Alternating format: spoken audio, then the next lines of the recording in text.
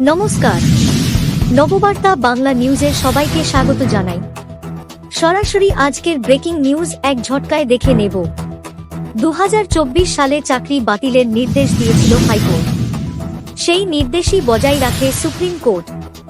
শীর্ষ আদালতের নির্দেশে 26,000 শিক্ষকের চাকরি বাতিল হয়েছে। এর মধ্যে আছেন অশিক্ষক কর্মীরাও। চাকরি হারিয়ে হতাশায় ভেঙে পড়েছেন চাকরিহারারা। প্রতিদিন সঠিক খবর নিয়মিত শোনার জন্য সাবস্ক্রাইব করুন নববার্তা ইউটিউব চ্যানেলটিকে। ফিরে আসছি খবরে। রায়ের পর দিশেহারা অবস্থা ফুটে উঠেছে তাদের চোখে মুখে। কি হবে ভবিষ্যৎ, এখন সেটাই তাদের কাছে বড় প্রশ্ন। সুপ্রিম নির্দেশের আবহেই এবার শিক্ষক ও শিক্ষাকর্মীদের প্রশাসনিক বদলি স্থগিত করল রাজ্য। 2 বছর আগে 2023 সালে প্রতিটি স্কুলে ছাত্র শিক্ষকের সংখ্যার অনুপাত সঠিক রাখতে শিক্ষকদের বদলি সংক্রান্ত বিষয়ে রাজ্য সরকারের তরফে এক বিশেষ সারপ্লাস ট্রান্সফারের প্রক্রিয়া চালু করা হয়েছিল। এবার সেই প্রক্রিয়ার নির্দেশিকাই প্রত্যাহার করে নিল স্কুল শিক্ষা দপ্তর। এই প্রক্রিয়ায় যারা এতদিন অবধি বদলি হয়ে এসেছেন তাদের সকলকেই এবার পুরনো কর্মস্থলে ফেরানো হবে। পাশাপাশি এই প্রশাসনিক বদলির নামে দূরবর্তী স্থানে বদলি এবং চিকিৎসাজনিত কারণে বদলির আবেদনও খারিজ করা হয়েছে। বদলির নির্দেশ স্থগিত হওয়ায় বেশ খুশি বঙ্গীয় শিক্ষক ও শিক্ষাকর্মী সমিতি। প্রসঙ্গত, সুপ্রিম নির্দেশে 26,000 চাকরি বাতিলের পরেই চাপান উত্তর তৈরি হয়েছে রাজ্য রাজনীতিতে। চাপে রাজ্য সরকারও।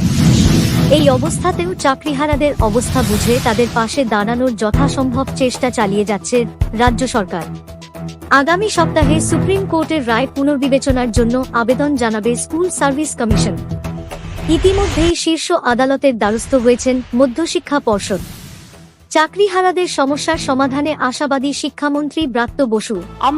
পাশাপাশি মুখ্যমন্ত্রীর দেওয়া কথা শুধু যে প্রতিশ্রুতি নয়, তার প্রমাণ মিলেছে শিক্ষা দপ্তরের পোর্টালেও। কোনো স্কুলের সরকারি তরফে কোনো টার্মিনেশন লেটার যায়নি। সুপ্রিম রায়ের পরে স্বভাবসুলভ ভঙ্গিতেই চাকরিহারাদের পাশে দাঁড়িয়ে তাদের পাশে থাকার বার্তা দিয়েছেন মুখ্যমন্ত্রী মমতা বন্দ্যোপাধ্যায়। নেতাজি ইন্ডোর থেকে মুখ্যমন্ত্রী বলেন, যোগ্যদের কারও চাকরি যাবে না। প্রয়োজনে তাদের জন্য বিকল্প ব্যবস্থা করারও আশ্বাস দিয়েছেন মুখ্যমন্ত্রী।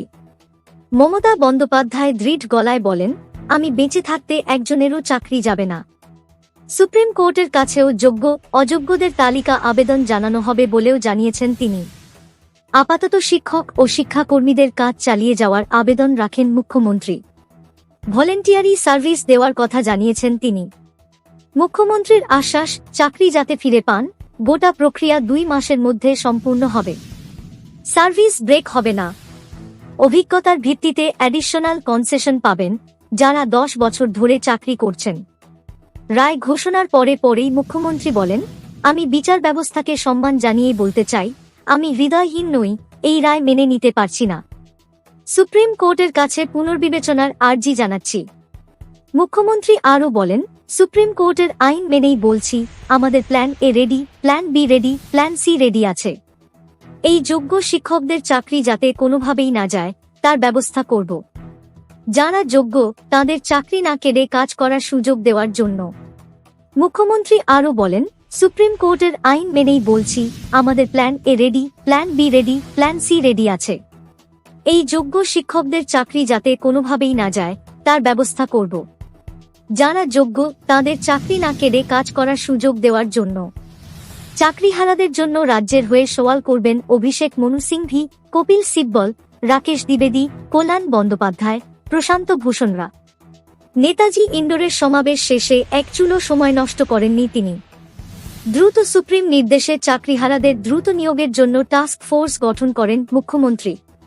সেই টাস্ক ফোর্সে থাকছেন শিক্ষাসচিব, আইনজ্ঞ, শিক্ষকদের প্রতিনিধি সহ সংশ্লিষ্ট ব্যক্তিরা।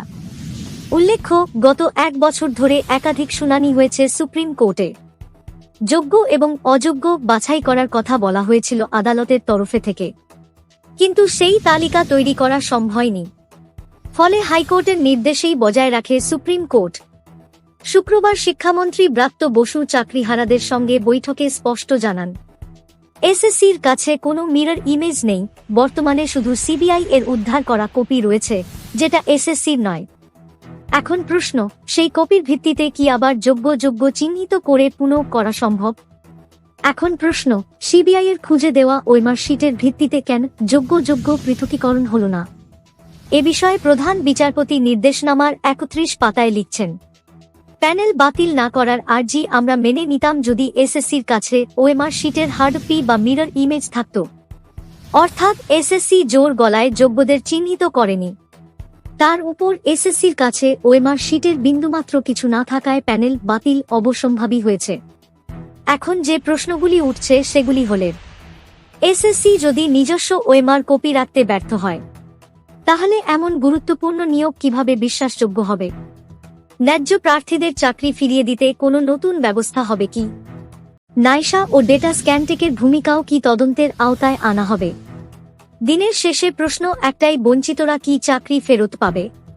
রাজ্য সরকার কি সত্যি আসল নথি সামনে আনবে, নাকি সব ঢাক চাপের রাজনীতির খেলা হচ্ছে? আপনার আমার সকলের একটাই দাবি, যোগ্যদের চাকরি ফেরত দিতে হবে।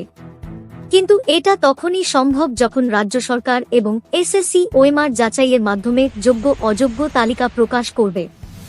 এখন দেখার তারা কি করে। এই ছিল এখনকার সংবাদ প্রতিবেদন। সবাইকে সাথে থাকার জন্য ধন্যবাদ।